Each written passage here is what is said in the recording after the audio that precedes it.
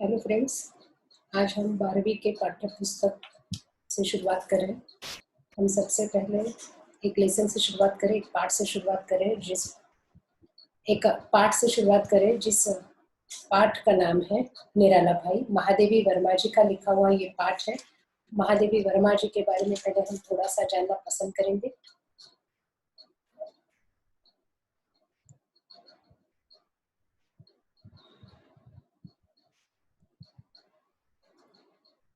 पाठ का नाम है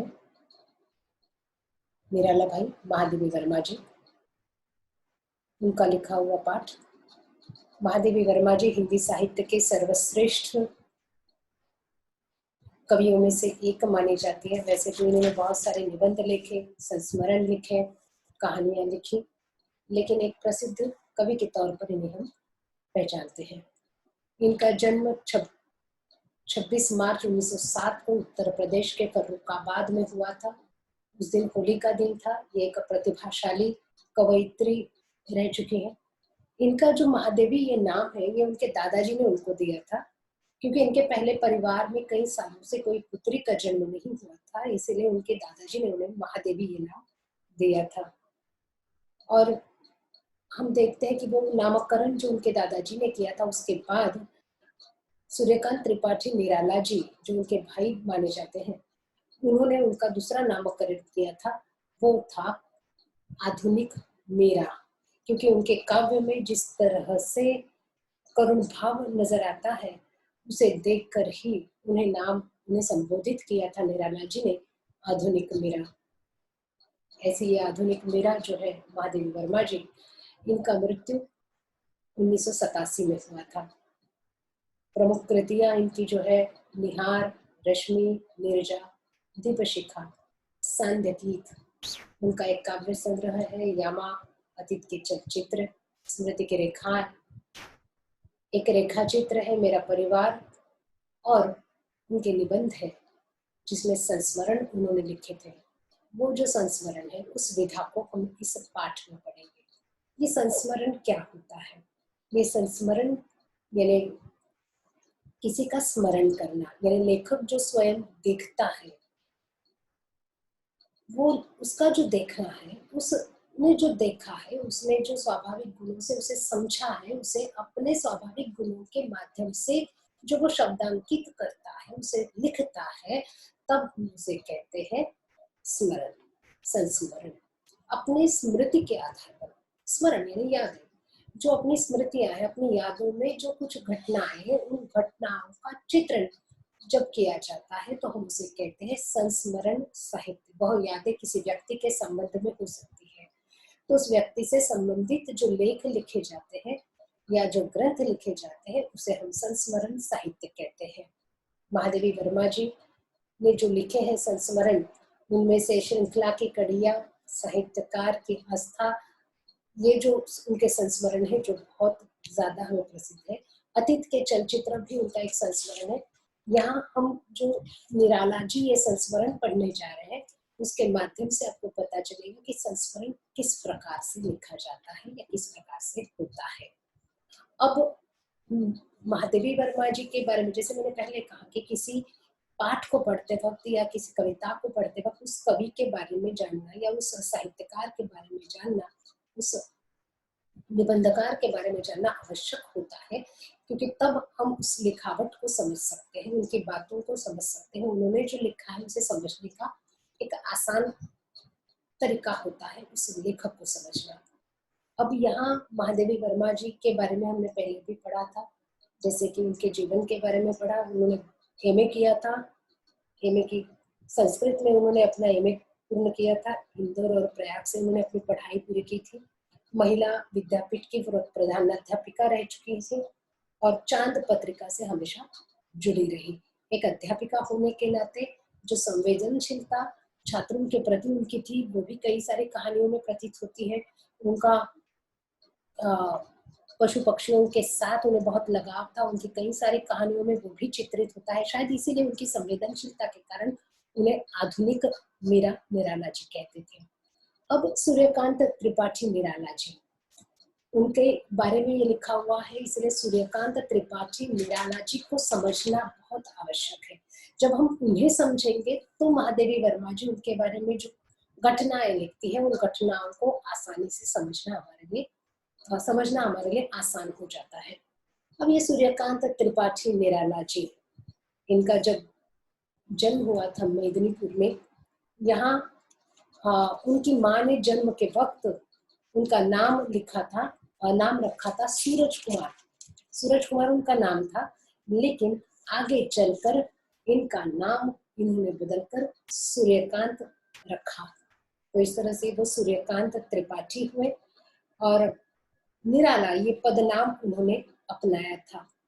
निराला जी खुद बसंत पंचमी को अपना जन्मदिन बताया करते थे, इसलिए उनका जन्मदिन जो कि 11 फरवरी 1896 में उनका जन्म हुआ था, तो बसंत पंचमी के दिन उनका जन्मदिन मनाया जाता है। तो ऐसे ये निराला जी, जिन्होंने अपना उपनाम बदलकर निराला रखा, जो अपनी हाई स्कूल की पढ़ाई पूरी कर चुके थे, उसके बाद उन्होंने बांग्ला, हिंदी और संस्कृत में भी अध्ययन किया था। तो निराला जी ये छायावादी कवियों में से एक माने जाते हैं और छायावाद के जो 4 मुख्य स्तंभ माने जाते हैं, जिसमें पहला स्तंभ जयशंकर प्रसाद, सुमित्रानंदन पंत जी, तीसरा सूर्यकांत त्रिपाठी निराला जी को कहा जाता है और उनके पदचिन्हों पर चलते चलते चौथा स्तंभ उनकी मूल बोली बहन महादेवी वर्मा जी को कहा जाता है। इसलिए महादेवी वर्मा जी ने इस पाठ का नाम भी निराला भाई यह लिखा है, क्योंकि वो उनकी मुंह बोली बहन थी, जिसे एक घटना में हम इस संस्मरण में भी पढ़ेंगे। अब निराला जी का जीवन बड़ा ही संघर्षपूर्ण रहा। पूर्ण जीवन भर आर्थिक समस्या से उन्हें उलझना पड़ा था। ऐसा नहीं कि पैसे नहीं थे, उन्हें पुरस्कार के तौर पर पैसे मिलते थे, लेकिन जो भी पैसे मिलते थे उन पैसों का उपयोग वो कभी अपने लिए नहीं करते थे। वो हमेशा उन पैसों से दूसरों की सहायता किया करते थे, ये उनका स्वभाव था। जबकि जिंदगी में उन्हें सिर्फ व्यथा के अलावा कुछ नहीं मिला। बहुत बार लोग ऐसा होता है कि बहुत ज्यादा व्यथा सहने के बाद, पीड़ा सहने के बाद थोड़े से संवेदनहीन होने लगते हैं, लेकिन निराला जी का ऐसा नहीं हुआ, वो और ज्यादा संवेदनशील होते गए। अब उनके जीवन के बारे में थोड़ा सा हम समझेंगे तो 2 साल की उम्र में उनके पिता की मृत्यु हुई, माँ की मृत्यु हुई थी। उनकी माताजी के मृत्यु के बाद उनके जो पिताजी थे वो बड़े ही कठोर स्वभाव के थे, शासन प्रिय थे। इसलिए बहुत बार हम देखते हैं कि उनका जो बचपन जिस तरह से गया था कि न खूब पर हंसना न बोल पाना, तो उनकी वो अवस्था उन्होंने उनके आगे एक सरोज स्मृति करके जो काव्य संग्रह लिखा है, उसमें उन्होंने कई कई जगह पर उनका वो वर्णन आ जाता है। 15 वर्ष की उम्र में उनका ब्याह हुआ था मनोहरा देवी से। ब्याह के कुछ सालों के बाद उनकी पत्नी की भी मृत्यु हुई। ये मनोहरा देवी जो थी वो तुलसीदास के भजन बहुत सुंदर गाया करती थी। निराला जी तो बहुत पहले से कुमारावस्था से ही लिखा करते थे, लेकिन वो बांग्ला में लिखा करते थे। लेकिन जब ब्याह हुआ और मनोहरा देवी जी की जो भजन वो सुनने लगे थे, तो उससे आकर्षित होकर हिंदी के प्रति उनका प्रेम बढ़ने लगा। और फिर मनोहरा देवी जी ने कहा कि क्यों ना आप हिंदी में भी लिखा करें, और तब से वो हिंदी में लिखने लगे और अंत तक हिंदी में ही लिखते रहे। निराला जी के जीवन में कुछ शादी के कुछ सालों के बाद जब दूसरा महायुद्ध हुआ, उस महायुद्ध में उनके महायुद्ध के बाद जो महामारी बढ़ती है, उस महामारी में पूरी तरह से उनकी जिंदगी बदल गई थी, पूरी तहस नहस हो गई थी, क्योंकि उस वक्त उनके पिताजी की मृत्यु हुई, उनके चाचा चाची, भाई भाभी और मायके में जो उनकी पत्नी गई हुई थी, उनकी भी वहीं पर मृत्यु हुई थी। पूरी तरह से जिंदगी बदल चुकी थी। इतनी पीड़ा सहने के बाद एक एक करके सभी की मृत्यु के बाद एक अकेलापन सा छा गया था। एक बेटा और एक बेटी उनके साथ थी, और बचा हुआ जो परिवार था, उस पूरे परिवार की जिम्मेदारी इन पर आ गई। तो परिवार की जिम्मेदारी आने के बाद इन्होंने कॉपी राइटिंग जैसे काम किए, प्रूफ रीडिंग जैसे काम करना शुरू कर दिया था, पत्रिकाओं में काम करना शुरू कर दिया था। वो लखनऊ में चले आए, वहां पर उन्होंने काम किया। वहां पर सुधा नामक मासिक पत्रिका से जुड़ गए वो, और वहां से फिर वो इलाहाबाद पहुंचे। इलाहाबाद में ही अंत तक वो वहां पर रहे। कुछ साल बीतने के बाद उनकी बेटी जब 18 वर्ष की हुई, तब उनकी बेटी की भी मृत्यु हुई। आर्थिक अवस्था के कारण वो सिर्फ देखने का काम कर सके, किसी प्रकार से उसके हालात में सुधार नहीं आए और उनकी मृत्यु हुई। तब एक एक रिश्ता उनसे टूटता गया। पैसे कम होने के कारण बेटे की शिक्षा भी ठीक से नहीं कर पाए, तो जीवन भर यही अकेलापन में उन्हें रहना पड़ा था, क्योंकि एक एक करके सब छूटते गए और वो अकेले रहते गए। सुधा उनका जो सरोज स्मृति, सरोज उनकी बेटी का नाम है, उन्होंने अपनी सरोज स्मृति में एक जगह पर बहुत सुंदर बात लिखी है, जैसे छोड़कर पिता को पृथ्वी पर तू गई, स्वर्ग क्या यह विचार, जब पिता करेंगे मार्ग पार, यह अक्षम अति, तब मैं सक्षम करूंगी कर दूसर तम। यानी क्या तुम इसलिए बेटी आगे चली गई कि तुम्हारे पीछे पीछे जब भी मैं स्वर्ग के रास्ते पर आगे बढ़ूंगा तो उस मार्ग को दिखाने का काम तुम करोगे। इस तरह से कई सारी पीड़ाएं उनकी कविताओं में देखी जाती है।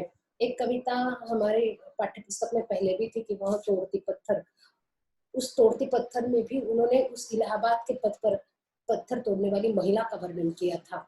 यहाँ पर उन्होंने पूंजीवाद का विरोध किया था और उसी वक्त ऐसा परिवार, ऐसा शोषित समाज जिनका ये पूंजीवादी लोग शोषण करते रहते हैं, उसका चित्रण किया था।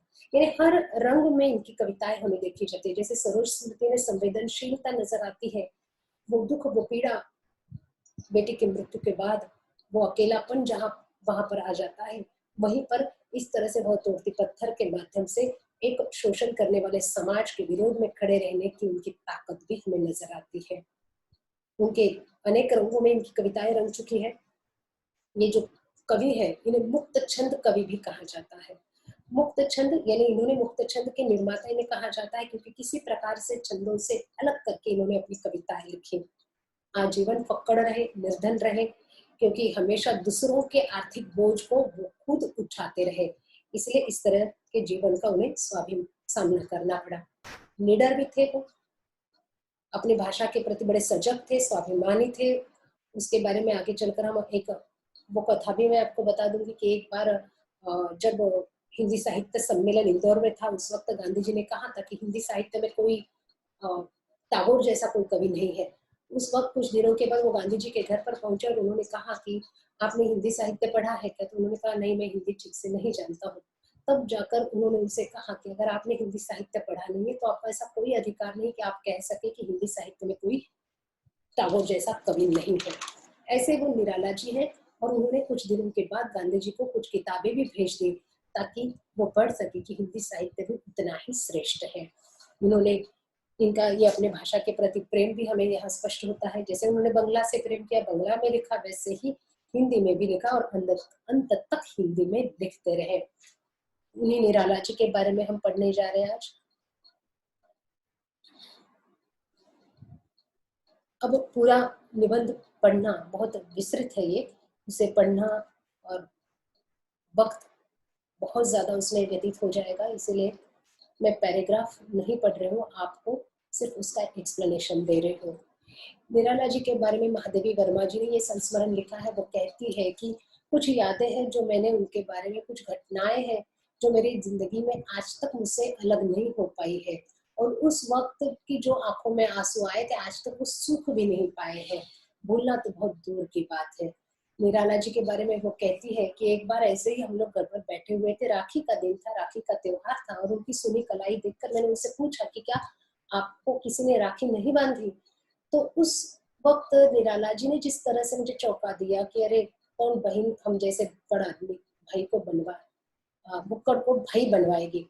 तो उनके उस उत्तर से मेरी समझ में नहीं आ रहा था कि वो क्या कह रहे थे। उनका वो एकाकी जीवन, उससे मुझे जीवन की व्यथा भी स्पष्ट होती थी, और दूसरी जगह जैसे कि मुझे वो चुनौती भी दे रहे थे। और उस वक्त उस मेरा ये सौभाग्य रहा कि मुझे उन्हें राखी बांधने का मौका मिला। उन हाथों को मैंने राखी बांधी जिन हाथों में दिव्य वर्ण गंध मधुबाले सुमनों से भारती की अर्चना की है, अर्थात सुंदर सुंदर कविताएं लिखी है। वही हाथ जो मेहनत करने वाले हाथ है, जो श्रम साधना करने वाले हाथ है, जो बर्तन भी मांजा करते थे, पानी भी भरा करते थे, और वही हाथ जो वही उंगलियां जो बहुत सुंदर कविताओं की रचनाएं भी किया करते थे। वो मौका, वो सौभाग्य मुझे मिला, और तब मैंने उन्हें राखी बांधी। तब से वो मेरे निराला भाई बन गए थे। ये एक घटना का वर्णन उन्होंने किया है, और उस वक्त ये भी कहती है वो लेखिका कि अगर दिन रात भी मैं अगर लिखने बैठूं तो मैं लिख नहीं सकती, और अगर मैं चित्र भी बनाने जाऊं तो उन चित्रों को अपनी तुली के माध्यम से चित्रित भी करना चाहूं तो भी उसे स्पष्ट करना, उन व्यथाओं को, उस मार्मिक, उन दिल को छूने वाली दिनों को, उन दृश्यों को चित्रित करना कोई सहज बात नहीं है। तो वो अस्त व्यस्त जीवन को समाज समझाने का एक प्रयास मैंने इस संस्मरण के माध्यम से किया है। निराला जी के बारे में वो कहती है कि उनका जीवन बड़ा अस्त व्यस्त रहा है, क्योंकि हमेशा आर्थिक समस्या का सामना करना पड़ता था। जैसे मैंने कहा कि पहले ऐसे नहीं कि पैसे नहीं मिलते थे, लेकिन उन पैसों का उपयोग वो हमेशा दूसरों की जरूरतों को पूरा करने में खर्च कर देते थे। किसी प्रकार का मोह नहीं था, संन्यास्त जीवन जी रहे थे वो। एक एक करके जिस परिवार का साथ उनसे छूट चुका था, तो किसी तरह की मोह माया जिंदगी से रही नहीं थी। सिर्फ एक कार्य था कि वो सिर्फ हिंदी में काव्य बनाते जाते थे। तो बस वही उनकी जिंदगी की जरूरत थी। इसलिए जो पैसे मिलते थे वो अपने लिए तो खर्च करते नहीं थे, और उनके लिए खर्च करते थे। तो उनके उस अस्त व्यस्त जीवन को एक व्यवस्थित बनाने का काम मेरे हाथों में आ गया था। मैंने खुद उसे उठाया था, और मैंने कहा था कि मुझे डर लगता था उनकी इस अवस्था को देख कर कि नहीं, कहीं ना कहीं इनकी अवस्था को बदलना चाहिए। अगर ऐसा नहीं रहा तो एक दिन बड़ी दयनीय अवस्था होगी इनकी। इसलिए मैंने सोचा कि मैं इनका एक बजट बनाने का काम मैं ले लूं। तो जैसे ही तय किया था, तो संयोग से उसी दिन उनको 300 रुपए मिले थे। तो वो आकर मेरे पास उन्होंने दिए और कहा कि देखो, ये मैंने आप तुम्हें पैसे दिए हैं, तुम अपना मेरा खर्च का बजट बना देना। अब मैंने भी सोचा कि ठीक है, मैं कर लूँ। ये वो जमाना था जब हम लोगों को जरूरतें तो कम थी, लेकिन पैसे भी कम हुआ करते थे। और ऐसे में हमें जरूरतों को पहले ही कम थी, पैसे कम थे, ऐसे में अपने जीवन को चलाना भी था। तो वो एक रस्सी खेस हुआ करती थी। तो जैसे कि किसी अनुत्तीर्ण व्यक्ति को 100 अंक भी 100 अंकों में से 10 अंक भी मिल जाता है, तो वह उससे भी खुश हो जाता है। कुछ वैसी अवस्था हुई कि अगर कुछ भी नहीं, और उसमें ऐसे में मुझे 300 रुपए मिले थे उनके जीवन को बिताने ठीक ठाक बनाने में। तो सोचा कि ठीक है, मैं 300 रुपए मेरे पास आए थे, मैंने सोचा कि उनका बजट बना लूं। मैंने शुरुआत कर दी, नमक से लेकर नापित तक, चप्पल से लेकर मकान की किराए तक। यानी जरूरतमंद, भूख के लिए आवश्यक है, भोजन के लिए आवश्यक है, उस भोजन से लेकर वस्त्र, आवश्यकता, कपड़े, सारी चीजों को, यहाँ तक कि मकान के किराए तक का सारा बजट मैंने बनाया, सारा अनुमान पत्र मैंने बनाया। निराला जी भी बड़े खुश हुए मेरे इस अनुमान पत्र को देखकर, उस बजट को देखकर, और खुश होकर मुझे अर्थशास्त्र पर मैं भी खुश हो गई कि कितना अच्छा मैंने बजट बना दिया है। लेकिन ये सारा व्यर्थ हो गया था, क्योंकि दूसरे ही दिन वो मेरे घर पर पहुंचे थे और उन्होंने मुझे बताया था कि उन्हें 50 रुपए की जरूरत है। तो मैंने पूछा कि क्या है, तो उन्होंने बताया कि एक विद्यार्थी है, बेचारे की परीक्षा की फी नहीं भरी, तो वो बेचारा परीक्षा में नहीं बैठ सकता है। फिर मैंने वो पैसे दे दिए। शाम होते होते फिर मेरे पास आए, कहे कि नहीं, मेरे एक साहित्यिक मित्र को मुझे 60 रुपए देने हैं। दूसरे दिन आए, फिर उन्होंने कहा कि नहीं, टांगे वाले की माँ बीमार है और उन्हें 40 रुपए मनी ऑर्डर करने हैं, तो मुझे तो 40 रुपए दे देना। इस तरह से मैं, वो दूसरे दिन ही मुझसे इतने पैसे लेकर गए। फिर दोपहर को आ गए, कहे कि मेरे एक दिवंगत मित्र है जो मृत है, जो स्वर्गीय है, उस स्वर्गीय मित्र के भतीजे का विवाह है और वहां मुझे 100 तो देने ही चाहिए। मैंने कहा कि 100 देने चाहिए, क्या करूं, तो आखिर वो भी तो मेरे बेटे की समान है। और इस तरह से कि 300 रुपए दिए और 2 दिन के अंदर वो खत्म भी हुए। सारांश यह कि तीसरे दिन जमा किया हुआ सारा रुपया समाप्त हो गया था। तो उनकी सारी जिम्मेदारी तो मेरे हिस्से पर आ पड़ी थी। एक सप्ताह में समझ गई थी मैं कि इस औढ़रदानी को रोकना मेरे लिए मुश्किल है। औढ़रदानी यानी जो बिना सोचे समझे पूरी उदारता पूर्वक दान करता है। ये शब्द ये हम शिव जी को भी औढ़रदानी कहते हैं, भोले भाले जो लोगों के काम के लिए सब कुछ देने वाले थे। कुछ वैसे थे, उनका बजट बनाने का फिर मैंने बाद में कभी प्रयास नहीं किया। उनकी ज़रूरत वक़्त उनकी ज़रूरत को पूरा करना, बस यही मेरा एक काम रहा था। तो मैं उनके बारे में बहुत सोचा करती थी, उनको उनकी ज़रूरतों को पूरा करने का प्रयास करती थी। ठंड से बचाने के लिए मैंने एक बार लेखिका के लिए मैंने कोट भी बनाया था, उनके लिए रज़ाई भी बनाई थी। वो सारी वस्तुएँ मैं उन्हें दिया करती थी। कुछ दिनों के बाद देखती थी तो वो घर पर रहती ही नहीं थी, कहीं पर गायब थी। तो मैं समझ चुकी थी कि इनको कुछ भी दे तो भी वो औरों की ही मदद करते हैं। ऐसे ये व्यक्ति जिसके पास कुछ नहीं लेकिन लोगों को देने के लिए पूरे हाथ इनके खुले रहते थे। एक दिन की कथा भी लेखिका यहाँ तक जैसे हमने पढ़ा कि अ, दुस्साहस मैंने नहीं किया, यहाँ तक हमने पढ़ा था। अब ये आगे का जो पाठ है जिसके बारे में मैं बता रही थी कि पहला परिच्छेद है जिसमें रज़ाई कोट की बात की है। अब एक शाम के वक़्त मुझे याद है लेखिका कहती है कि हमारे जो श्रद्धेय मैथिली शरण गुप्त जी हैं, वो निराला जी के घर पर आ गए। अब निराला जी के घर की हालत कुछ अच्छी तो थी नहीं, लेकिन जो भी उनके घर पर आता था, जैसे उनके एक किसान में जिस तरह से सारे अतिथि सत्कार की बातें छिपी रहती है, जिस तरह से वो जो कुछ उसके पास होता है उससे वो सामने वाले का आतिथ्य सत्कार करता रहता है। कुछ वैसे इनमें भी नजर आता है। इनके पास खुद के पास तो कुछ था नहीं, जो कुछ था वो औरों के काम आते रहते थे, साहित्य से जुड़े रहते थे। मैथिली शरण गुप्त जैसे महान व्यक्ति जब उनके घर पर आए तो सोचा कि उनके बारे में भी अ, सारी तैयारी, जो कुछ उनके पास था वो सारी तैयारी वो कर रहे थे, जबकि कुछ हालात छिपे नहीं थे। गुप्त जी भी उनके पीछे पीछे चल रहे थे, दिया सलाई के प्रकाश में वो दोनों आगे बढ़ रहे थे। तंग सीढ़ी, तंग मकान, तंग सीढ़ी चढ़कर निराला जी ने उन्हें अपने कक्ष तक लेकर गए। तो उस कक्ष में पहुंचने के बाद पता चला कि ये मूक साहित्यिक किस तरह की कठोर साहित्य साधना करता है। परिवार किस तरह से उनका वो कुछ छुपा नहीं उस कमरे में जाने के बाद। कुछ भी तो था नहीं, एक छोटी सी दिया सलाई दिया जल रहा था और उस दिए से ही स्पष्ट हो रहा था कि उस व्यक्ति के पास कुछ भी नहीं है। जिस तरह से उनका वो कमरा था, आलोक रहित था, प्रकाश रहित था, कुछ सुख सुविधाओं से रहित था, लेकिन उस गृह स्वामी का मन बड़ा ही विशाल था, जिसमें सबके लिए आत्मीयता भरी हुई थी। निराला जी के अतिथि को उन्होंने स्वीकारा था, देर रात तक बातें की गई। उस कमरे में उनकी सुविधा के लिए एक नया घड़ा लाकर निराला जी ने रखा हुआ था उनके गंगा जल के लिए। उस कमरे में पहुंचे तो मैथिली शरण गुप्त जी ने देखा कि जो कुछ था उनके पास धोती चादर वगैरह, उससे उन्होंने उनके बैठने के लिए एक तख्त बिछाया था। उस तख्त पर मैथिली शरण गुप्त बैठी, यानी खुद के पास कुछ भी नहीं लेकिन लोगों के देने के लिए हमेशा ऑर्डर दानी रहे थे। रात भर उन दोनों की बातचीत रही, उन महाकवियों की बातचीत होती रही।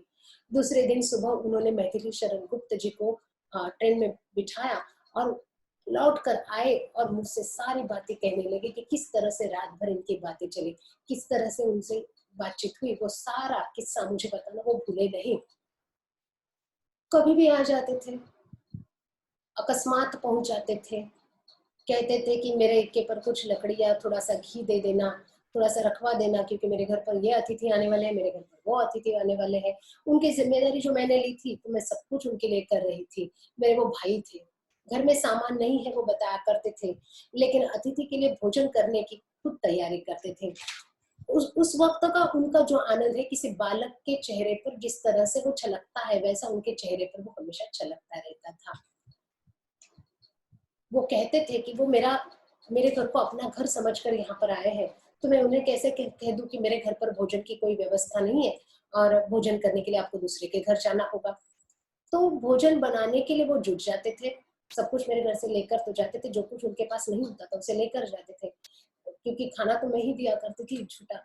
अब वो खुद बनाया करते थे, खुद खाना भी बनाते थे, बर्तन झूठे बर्तनों को मांझा भी करते थे और पूरी तरह से अपने अतिथि देवता का स्वागत किया करते थे। उनमें ये जो संस्कार है जैसे किसी ग्रामीण किसान में नजर आते वैसे उनमें भी नजर आते थे। वो पूरी तरह से जो कुछ उनके पास था वो सब कुछ वो दूसरों को दिया करते ही थे और जब भी कोई अतिथि उनके घर पर आता था तो उसको पूरी तरह से खुश रखने का प्रयास करते थे। अब उनकी ये जो व्यथा है, ये एक दूसरी घटना का उन्होंने वर्णन किया। जैसे हम एक एक घटना को आगे लेकर महादेवी वर्मा जी निराला जी को समझाने का प्रयास कर रही हूँ। यहाँ हम तीसरी घटना को देख रहे हैं, जैसे आपका परिच्छेद है, उनकी व्यथा को सघनता जानने का मुझे एक अवसर मिला है। वहां से आगे हम देख रहे हैं कि एक घटना का वर्णन उन्होंने ये भी किया है कि एक बार सुमित्रानंदन पंत जी बीमार थे, बहुत बीमार थे, उन्हें टाइफाइड हुआ था, उसका ज्वर, टाइफाइड का ज्वर हुआ था, उन्हें अस्पताल में दाखिल कर दिया गया था। पता नहीं कौन सी पत्रिका थी, लेकिन उस पत्रिका ने झूठी खबर लिखवा दी थी, छपवा दी थी कि सुमित्रानंदन पंत जी का देहांत हो गया है, उनका स्वर्गवास हुआ है। निराला जी मेरे आकस्मिक मेरे घर पर पहुंचे। मैंने बहुत प्रयास किया कि मैं उनसे ये बात ना कहूं, उनसे ये बात छुपाऊं, लेकिन क्योंकि मुझे विश्वास नहीं था उस जो बात, जो खबर थी, उस खबर पर मुझे विश्वास नहीं था, इसीलिए मैं निराला जी से ये बात छुपाना चाहती थी, लेकिन वो पहले से ही जानते थे इस बात को शायद। और ऐसे मौके पर उनसे किसी प्रकार का कोई तर्क करना बहुत मुश्किल था। वो पूरी अपनी सोचने समझने की शक्ति को जैसे नष्ट हो जाती थी, समझ ही नहीं पाते थे और लड़खड़ा कर वो सोफे पर बैठ गए थे, क्योंकि एक पाषाण की तरह बैठ गए थे, एक पत्थर की तरह बैठ गए थे, आंखों से सिर्फ आंसू बहे जा रहे थे। मेरे समझ में नहीं आ रहा था कि मैं उनकी सांत्वना किस तरह से करूं, क्योंकि मुझे लग रहा था कि ये खबर झूठी है, क्योंकि ऐसे कोई खबर मुझे तो पता नहीं थी। तो मैंने उन्हें समझाने की बहुत कोशिश की। अब उनको इस तरह का दुख होना मैं समझ सकती हूँ, क्योंकि उन्होंने जिस तरह से एक एक व्यक्ति जो उनसे छूट चुके थे, एक एक व्यक्ति के देहांत को उन्होंने जो अपने आंखों से देखा था, सहा था, तो उनके लिए इस तरह से अपनों से अलग होना बहुत मुश्किल था। तो वो दुख वो नहीं सहन कर पाते थे, जैसे उनकी सोचने समझने की शक्ति पूरी तरह से नष्ट हो चुकी थी। वो फिर किसी अपने को अपने से अलग देख नहीं सकते थे, इसीलिए बहुत ज्यादा दुखी थी। मैंने उनकी सांत्वना करने का बहुत प्रयास किया।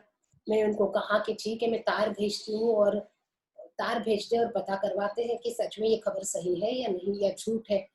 तो मैंने उनको समझाया और किसी तरह से उनको कहा, शाम हो चुकी थी, मैंने कहा कि अब रात हो गई है, मेरा फाटक बंद करने का वक्त आ गया है। तो उन्होंने कहा कि ठीक है, मैं अब चलता हूँ। मैंने तार भेज दी थी। अब तार का जवाब आने ही वाला था, तार का जवाब आने वाला था। रात गए थे, सवेरे 4 बजे ही दरवाजा खटखटाने लगे। मेरी समझ में नहीं आया इतनी सुबह के वक्त कौन आए, तो मुझे पता चला कि ये निराला जी है। निराला भाई सुबह 4 बजे फिर मेरे दरवाजे पर थे। मैंने पूछा कि इतनी सुबह, वो कहे रात भर वो गए ही नहीं थे घर पर। वो घर के सामने जो पार्क था वहीं पर आकाश के नीचे धूप पर बैठे हुए थे, सवेरे की प्रतीक्षा में, क्योंकि वो जानना चाहते थे कि असल में क्या हुआ है। आखिर मैंने उनको कहा कि अब तक जवाब नहीं आया है। तब उन्होंने कहा कि अब हम भी गिरते हैं, पंत के साथ तो रास्ता कम अखरता था, पर अब सोचकर ही थकावट होती है। ये है निराला जी। जल्दी भी नहीं थी और उनसे अलग नहीं होना चाहते थे, उनसे उनकी दूरी सह नहीं सकते थे। वो कहते कि ज्यादा अखरता था रास्ता, लेकिन उनसे अलग होकर मैं नहीं जी सकता। ये संवेदनशीलता, ये जो कहीं ना कहीं उनके जिंदगी में जो बचपन से उन्होंने जो दुख सहा था, जो एकाकीपन, जो अकेलापन उन्होंने सहा था, किसी से बिछड़ने का दुख जो एक एक करके उन्होंने सहा था, पति हो, पत्नी हो, पिता हो, माँ हो, भाई, भाभी, बेटी, आगे चलकर, तो एक एक दुख जो उन्होंने सहा था, इसके कारण किसी का इस तरह से किसी की मृत्यु को सहना उनके लिए बहुत ही मुश्किल था। ये एक घटना हमने यहाँ पर पढ़ी है। अब उनका और एक एक करके स्वभाव लेखिका अपने अलग अलग उदाहरणों से बताती जाती है। वो कहती है कि जिस तरह से पुरस्कार में जो कुछ उनको धन मिलता था, वो कभी अपने लिए नहीं रखते थे, वो हमेशा औरों के लिए ही और उनके काम ही उसे लाते थे, क्योंकि उनका मानना था कि ये जो है अर्थ, ये जो पैसा है, वो सारा संकल्पित है, ये मेरे लिए, मैं इसका उपयोग नहीं कर सकता हूँ, ये अनुचित होगा। मैं ये पैसा हमेशा औरों पर खर्च करना चाहता हूँ, क्योंकि मैं लोगों को खुश देखना चाहता हूँ। अब लेखिका कहती है कि मैं जानती हूँ उनका अपरिग्रह वृत्ति थी उनमें, ये किसी औरों का कुछ लेते भी नहीं थे और अपने पास जो कुछ है वो लोगों में बांट देते थे। अब उनको व्यवस्थित करने का तो मैंने बहुत प्रयास किया, लेखिका कहती है, लेकिन मुझे पता है कि मैं हर वक्त उसमें निष्फल हुई। लेकिन उसका दुख नहीं है मुझे, उसका अफसोस नहीं है, उसका मुझे खेद नहीं, क्योंकि मैं जानती हूँ कि अगर हम उन जैसे असामान्य व्यक्ति, हम जैसे सामान्यों जैसा जीवन जीने लगेंगे, तो उनमें और हमें क्या फर्क रहेगा। उनकी विशेषता ही ये होती है कि वो असामान्य होते हैं। हम जैसे सामान्य लोगों के गुण उनमें नजर नहीं आते। वो स्वार्थ से परे होते हैं, इसलिए वो सब कुछ जो है वो औरों में बांट देना पसंद करते हैं। तो एक बार मैं कभी-कभी उनको बोला भी करती थी कि अगर आप इस तरह से रहोगे तो एक दिन मधुकरी मांगने की आवश्यकता पड़ेगी। मधुकरी माने भिक्षा मांगने की आवश्यकता पड़ेगी। लेकिन उस वक्त उन्होंने कहा, अभी जो जीवन जिस तरह से मैं जी रहा हूँ वो भी तो मधुकरी मांग कर ही तो जीवन निर्वाह कर रहा हूँ। अब इस कटु सत्य पर आने वाला युग कितना विश्वास करेगा, ये मुश्किल है, ये कठिन है, क्योंकि इतना महान व्यक्ति और इतना अर्थहीन आर्थिक समस्याओं से जूझ रहा था। क्योंकि आज ऐसा नहीं है। आज जो व्यक्ति है अपनी कला का उपयोग करके उसे पैसा कमाना अच्छी तरह से जानता है। लेकिन ये वो जमाना नहीं था, या फिर निराला जी उनमें से एक नहीं थे। इसीलिए उनका जीवन, वो अपरिग्रही थे, दूसरों का लेते भी नहीं थे और औढ़दानी भी थे। जो कुछ है वो लोगों में बांट दिया करते थे। अब एक बार मुझे याद है, एक घटना का लेखिका ने आगे चलकर ये भी उदाहरण दिया है कि एक दिन था, एकादशी था। एकादशी के वक्त मैंने कहा कि चलो जल्दी से तैयार होकर खाने के लिए आ जाओ, होम हवन करना है। एकादशी जो है, एकादशी के दिन सुबह उनके पास पहनने के लिए बहुत कुछ वक्त, पैसा, बहुत कुछ अच्छे वस्त्र थे, ऐसा नहीं है। एक मलिन अर्धवस्त्र और उत्तरीय था, एक अंगोछा था जिसका उपयोग किया करते थे। पता नहीं कितना पुराना था, जिसका रंग पूरी तरह से उड़ चुका था। ऐसा वो पहनकर वो आए, लेकिन उसे पहनकर भी किसी एक बड़े शिखर जैसे वो लग रहे थे, जिस पर एक, जैसे किसी शिखर पर, किसी पर्वत पर जिस तरह से सुनहरी धूप छा जाती है और वो पर्वत चमकने लगता है, वैसे मुझे याद है कि उस एकादशी के दिन सवेरे स्नान करके होम हवन करके वो जब वो अपना गौरिक पहनकर आए तो मुझे कुछ वैसे ही विशाल पर्वत के विशाल शिखर के भांति वो मुझे लग रहे थे। उन्होंने कहा कि अब तो ठीक है ना, अब लिख सकता हूँ। और फिर वो नीम के पीपल के नीचे बैठ गए, नीम या किसी पीपल के नीचे बैठ गए। मैंने जो 2 रोटियां दी थी उसे खाया और अपने गीत को लिखने लगे। इस तरह से निराला जी का उन्होंने वर्णन किया है। किस तरह से खुद के पास कुछ न हो तो भी लोगों के लिए जो कुछ रहता था उसमें वो खुश थे, क्योंकि उनके जिंदगी का एक ही लक्ष्य था कि उन्हें एक सुंदर सा काव्य निर्माण करना था। जो मन में पीड़ा है उसे वो अपने कलम के माध्यम से स्पष्ट करते थे। जो कुछ देखते थे उसे अपने कलम के आधार पर लिखने के लिए बैठे रहते थे। अब गरीबी इतनी थी कि उनके जो वस्त्र है वो गेरुए वस्त्र, उसमें मैले नहीं दिखते थे, क्योंकि उसके गेरुए रंग के कारण लेखिका कहते, मैं कभी कभी मजाक में उनसे कहती थी कि आप जिस तरह से सन्यासी जीवन जी रहे हो ऐसे लग रहा है जैसे साबुन के आप मेरे पैसे बचा रहे हो। तो उनके वो वस्त्र, क्योंकि उसको मैले ही नहीं लगते थे, क्योंकि उसका रंग ही पूरी तरह से बुरा हो चुका था। इतने पुराने कपड़ों को वो पहना करते थे। लेकिन ये आवश्यकता नहीं थी, आवश्यकता ये थी कि जिस कमरे में वो रहते थे उसकी छत को बनाना। हर वक्त तो नीम और पीपल की छांव में बैठकर तो जिया नहीं जा सकता। वर्षा के मौसम में धूप में छत की भी तो अच्छे से जरूरत होती थी। इस तरह से इतनी गरीबी थी कि वो छत को भी ठीक से नहीं कर, ऐसे कमरे में रहा करते थे जिसकी छत भी हर जगह से गलती थी।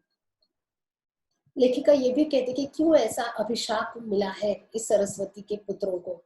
जो सरस्वती की पूजा करते हैं उनके पास लक्ष्मी आती नहीं, जिनके पास लक्ष्मी है उनके पास सरस्वती नहीं।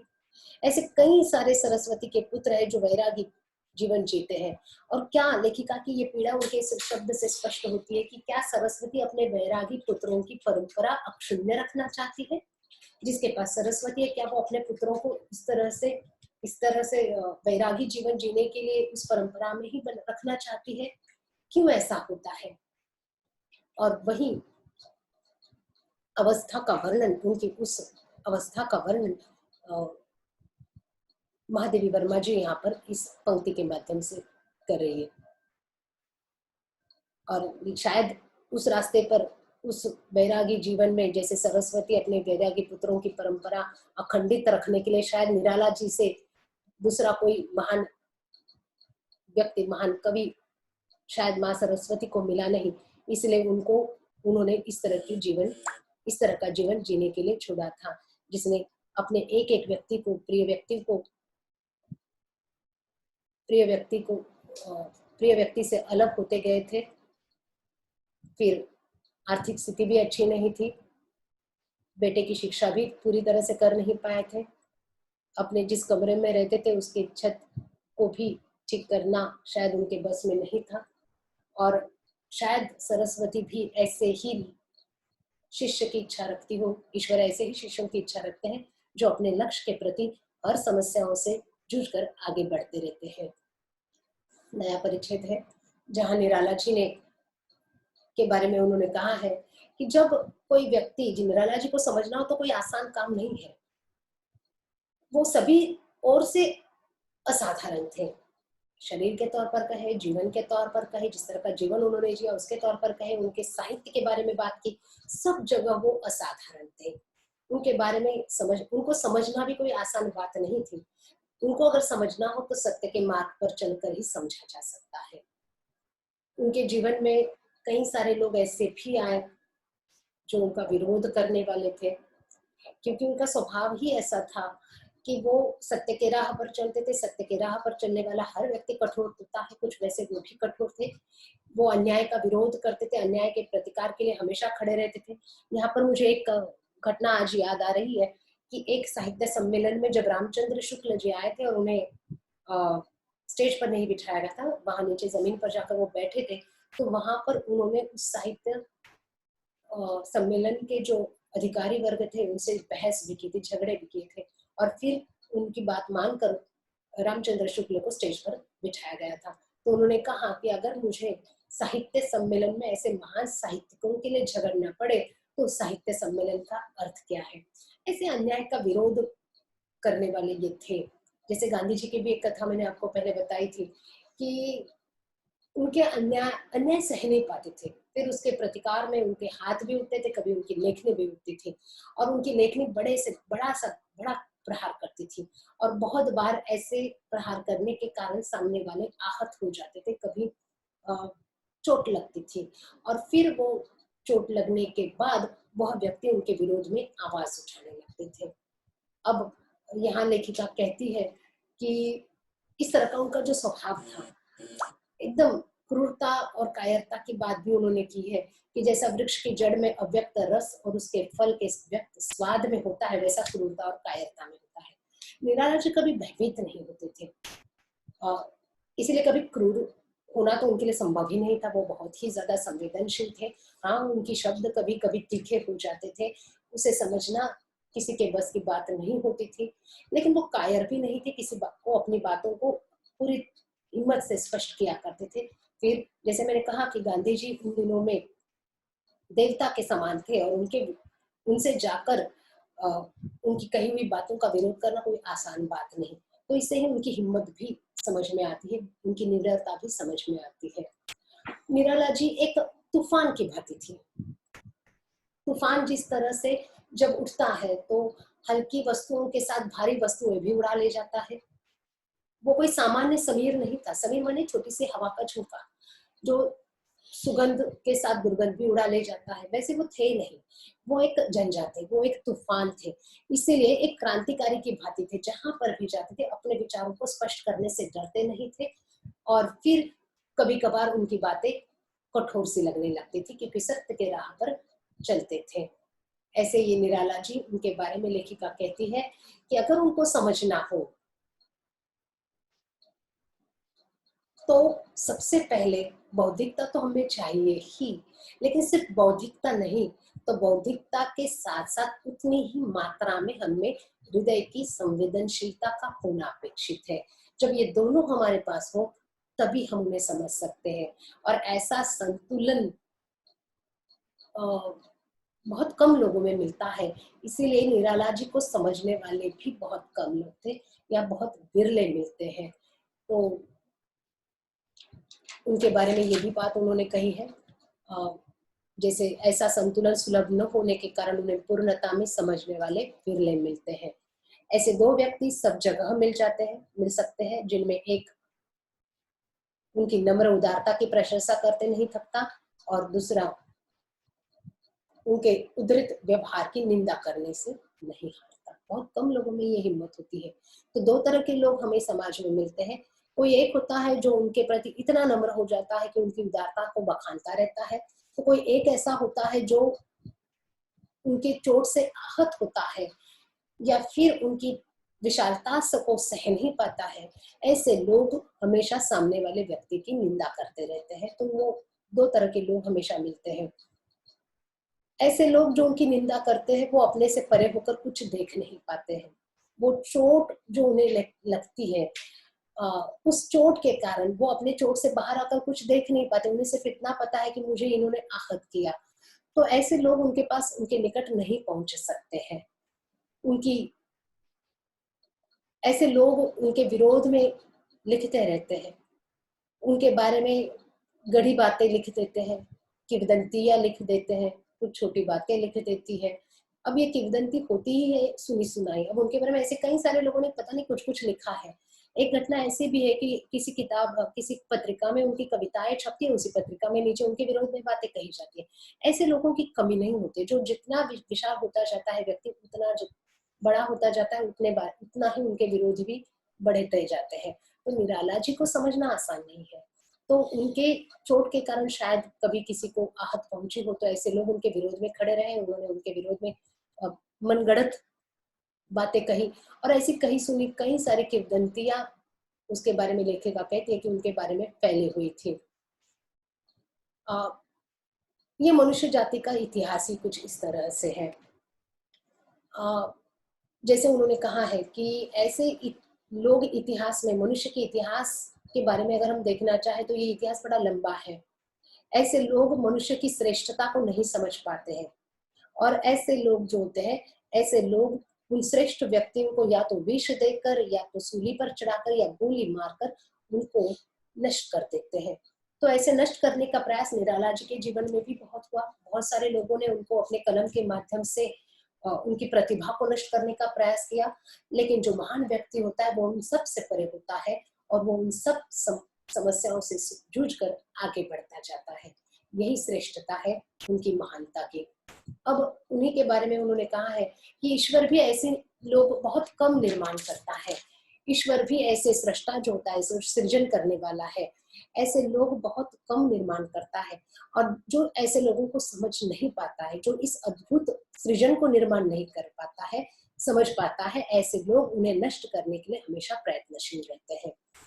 ये लोग जो नष्ट करने वाले लोग हैं, ऐसे लोग जो निराला जी के विरोध में खड़े रहने वाले लोग थे, ऐसे लोग उनकी महानता को समझ ही नहीं पाए, या फिर उनकी महानता समझना उनके समझ के परे की बात है, उनके समझ के बाहर की बात थी। इसीलिए कई सारी भ्रांतियां उनके लेखों में आई है। इसीलिए जो सत्य है उससे वो कभी जुड़ नहीं पाई है। ये बात उन्होंने इस परिच्छेद में दी है। जैसे प्रकृति और चेतना न जाने कितने निष्फल प्रयोगों के उपरांत ऐसे मनुष्य का सृजन कर पाती है, जैसे निराला जी है, जो अपने सृष्टाओं से श्रेष्ठ हो और उसके सजातीय यानी उनके जमाने के जो बाकी सारे लेखक थे, ऐसे अद्भुत सृजन को नष्ट करने के लिए इससे बड़ा कारण खोजने को भी आवश्यकता नहीं समझते कि वह उनके समझ के परे है अथवा उसका सत्य इनकी भ्रांतियों से मेल नहीं खाता है। ऐसे लोगों पर लेखिका ने बताया है कि ऐसे कई सारे लोग होते हैं जो सृष्टि के इस अविश्वसनीय सृष्टि ने ऐसे बहुत कम लोगों को निर्माण किया है और ऐसे उनकी महानता को समझ नहीं पाते, उनकी श्रेष्ठता को समझ नहीं कर पाते और फिर वो अपने परे है, वो उनको समझना अपने परे, इस बात को भी समझ नहीं पाते और फिर उनके बारे में उटपटांग सा लिखते रहते हैं। निराला जी के विरोध में लिखने वालों की कमी नहीं थी, लेकिन वही तो खासियत होती है महान व्यक्तियों की। वो हमारे अपने युग के एक विशिष्ट प्रतिभा को, निराला जी अपने युग की विशिष्ट प्रतिभा है, उनके युग की, उनके समकालीन लोगों में, उनके काव्य में अगर देखा जाए तो एक विशिष्ट प्रतिभा के धनी थे वो। उन्होंने जो कुछ लिखा उसके विरोध में खड़े रहने वाले लोगों ने बहुत उन पर आरोप किए, लेकिन जैसे ऐसे वक्त किसी न किसी व्यक्ति का परिवार उनके साथ होता है, तो निराला जी के पास वो भी तो रहा नहीं था। वो लोहसार घेरा नहीं है।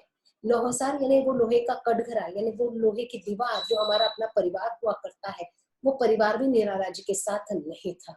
इसीलिए व्यक्तिगत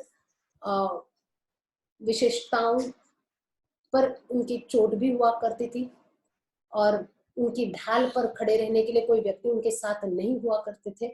उनके माता, उनकी भाई, उनके बहन, ये सारे आदि के कोपल उनके लिए पत्नी वियोग के पतझड़ बन गए थे, अर्थात ये सारी पंखुड़ियां जो थी वो सब कुछ एक एक करके नष्ट होती गई और पत्नी के मृत्यु के उपरांत उनकी जिंदगी पतझड़ बनकर रह गई थी। पुत्री की भी मृत्यु हुई थी। जिस वक्त 18 वर्ष की उम्र की थी उनकी बेटी और उसकी मृत्यु जब हुई थी तो पैसों की कमी के कारण उनके अंतिम क्षणों में भी निरुपाय दर्शक के रूप में वो उसको देखते रहे, कुछ कर नहीं पाए और उसमें उनकी बेटे की मृत्यु हुई। बेटे को भी उचित शिक्षा नहीं दे पाए, उसे वो भी वंचित रहा, तो वो भी उनके उसके भी उपेक्षा के वो पात्र बनकर रहे। तो इनकी जिंदगी में हम देखते हैं कि सुकून के क्षण बहुत कम आए। जब तक काव्य से जुड़े रहे वही उन्हें आनंद देता था। अपना तो कुछ रहा नहीं था जिसके लिए कुछ पैसे जमा कर रखे, इसलिए जो कुछ था वो सब कुछ लोगों में बांटा करते थे। वो कभी किसी चीज से कभी सामान्य लोग परिस्थिति से हार मान लेते हैं, उसे समझौता कर लेते हैं, लेकिन जो असामान्य लोग होते हैं वो कभी परिस्थिति से हार नहीं मानते, वो समझौता नहीं करते, उसके विरोध में वीर के तौर पर खड़े रह जाते हैं। ये कायर नहीं होते हैं। बचाव करने वाले लोगों को हम कायर कहेंगे। ये निराला जी उनमें से नहीं थे। अपनी कई सारी प्रतिकूल परिस्थितियों को सहते गए, लेकिन अपने साहित्य के प्रति हमेशा एकनिष्ठ रहे। ऐसे ही लोग आगे चलकर युगश्रेष्ठा बन जाते हैं। जो लोग अपने लक्ष्य से लक्ष्य को पाते वक्त आने वाली हर समस्या का सामना करते हैं, ऐसे ही लोग नए युग का निर्माण करते हैं। तो साहित्य के क्षेत्र में निराला जी उन्हीं में से एक थे, जिन्होंने साहित्य के प्रति साहित्य लक्ष्य की प्राप्ति के अलावा कुछ भी सोचा नहीं। कितनी सारी प्रत्यक्ष अप्रत्यक्ष बाधाएं आती गई, उन सबको हृदय पर झेलते रहे और आगे बढ़ते रहे, साहित्य का निर्माण करते रहे। और ऐसे ही लोगों को युग सृष्टा साहित्यकार कहा जाता था। निराला जी ऐसे ही एक विद्रोही साहित्यकार थे। सामान्य लोगों को विष से मृत्यु आ जाती है या फिर उसे वो जहर बना देती है, उस जहर के कारण उसे सहना उनके लिए मुश्किल हो जाता है, लेकिन निराला जी ने ऐसे सारी समस्याओं को, ऐसी सारी पीड़ाओं के जहर को पीकर भी अपने साहित्य के प्रति जो निष्ठा है उससे जरा भी हटे नहीं, इसीलिए वो युगश्रेष्ठ रहे। और इतनी इतनी पीड़ा सहने के बाद भी उनके हृदय में मानवता का अमृत हमेशा बहता रहा। उनका जीवन संघर्ष का जीवन रहा, लेकिन उस संघर्ष से वो कभी हारे नहीं। यही उनके शक्ति का प्रमाण पत्र है। उन्होंने कठोर श्रम किया। उनकी कठोर श्रम, गंभीर दर्शन और सजग कला की त्रिवेणी न अछोर मरु में सूखती है, न अकुल समुद्र में अस्तित्व खोती है। जीवन में हमेशा को सहा, संघर्ष के आघात को सहते रहे, लेकिन हार नहीं मानी। ये उनके शक्ति का प्रमाण पत्र है। हमेशा कठोर श्रम करते थे, गंभीर दर्शन उनके जीवन में था और अपने कला के प्रति उनकी निष्ठा यही है जो उनके जीवन में मरु में, मरु यानी रेगिस्तान, ऐसे रेत में भी उनके अंदर की मानवता कभी सूखी नहीं। और अकुल समुद्र, अकुल माने जिसका कोई अंत नहीं, जिसका कोई छोर नहीं, ऐसे समुद्र में भी उनकी मानवता कभी खोई नहीं। ये है निराला जी, जो किसी मोती से कम नहीं, लेकिन मोती भी अपनी सुंदरता को अलंकार में परिवर्तित करने के लिए उसे भी किसी अलंकार की आवश्यकता होती है, तब उसकी चमक लोगों की समझ में आती है, तब वो बहुमूल्य कहलाता है जब मोती किसी अलंकार में बदल जाता है। लेकिन इसकी भी इनको जरूरत नहीं थी। ये ऐसे पारस थे जिसके साथ रहने वाला जिससे जिससे स्पर्श करते थे उसे सोने में बदल देते थे। ये ऐसे पारस के पत्थर थे, ये ऐसे पारस के शिलाखंड थे जो सामने वाला जो भी उनके संपर्क में आता था वो उनके साथ रहने से उस व्यक्ति का मूल्य बढ़ता था। ऐसा वो पारस निराला जी थे। आज हम देखते हैं कि दुनिया में कितना सारा दंभ है, कितनी सारी स्पर्धा है, कितना अज्ञान फैला हुआ है, कितनी भ्रांति है। हम उस धुंध में चल रहे हैं, हम उस धुंध में, उस कोहरे में बढ़ते जा रहे हैं। हमें अपने लिए अपने आप को समझना मुश्किल है। तो दूसरों की सच्चाई को, सहयात्रियों की यथार्थता को समझने का तो प्रश्न ही नहीं उठता है। आने वाले युग ऐसे कलाकार की एकाकी यात्रा का मूल्य आंक सकेंगे, जिसमें अपने पैरों की चाप तक आंधी में खो जाती है, अपने पैरों की आवाज तक उसमें नहीं आ जाती। आने वाला युग निराला जी को समझेगा, उनके मूल्य को आंकने का प्रयास करेगा, लेकिन ये सब के लिए आसान नहीं है। जो लोग उनके साथ रहे, जो उनके समकालीन रहे, उनके माध्यम से ही निराला जी को समझना आसान है या सुकर होगा, नहीं तो निराला जी को समझना कठिन है। उनकी विवेचना करनी हो, उनके साहित्य की विवेचना करनी हो, शास्त्रीय विवेचना करनी हो, तो पहले निराला जी को समझने के लिए उनके समकालीन लोगों से जानकारी लेना आवश्यक है, और वो जानकारी उनके समकालीन ही दे सकते हैं। साहित्य के इस नवीन युग पथ पर निराला जी की अंक संस्कृति, यानी उनकी बनाई हुई जो सृष्टि है, वो बड़ी ही गहरी, साहित्य की सृष्टि बड़ी ही गहरी है, बड़ी स्पष्ट है, बड़ी उज्जवल और लक्ष्यनिष्ठ रहेगी। इस बात का विश्वास है वर्मा जी को, महादेवी वर्मा जी को। और उन्होंने कहा है, ऐसे साहित्य के रास्ते पर जो भी फूल, हर फूल निराला जी, उनके चरण का चिन्ह, और हर शूल पर उनके रक्त का रंग आपको मिलेगा। साहित्य के क्षेत्र में अगर सुख हो या दुख हो, पीड़ा हो, हर जगह पर फूल हो या शूल हो, उनके चरण के पद चिन्ह सबको मिलते रहेंगे। यहाँ पर महादेवी वर्मा जी ने निराला जी को जो समझाने का प्रयास किया है, वो मैंने आसान करके समझाने का आपको प्रयास किया है। आशा करती हूँ कि आपको निराला जी थोड़े बहुत समझ में आए होंगे। धन्यवाद।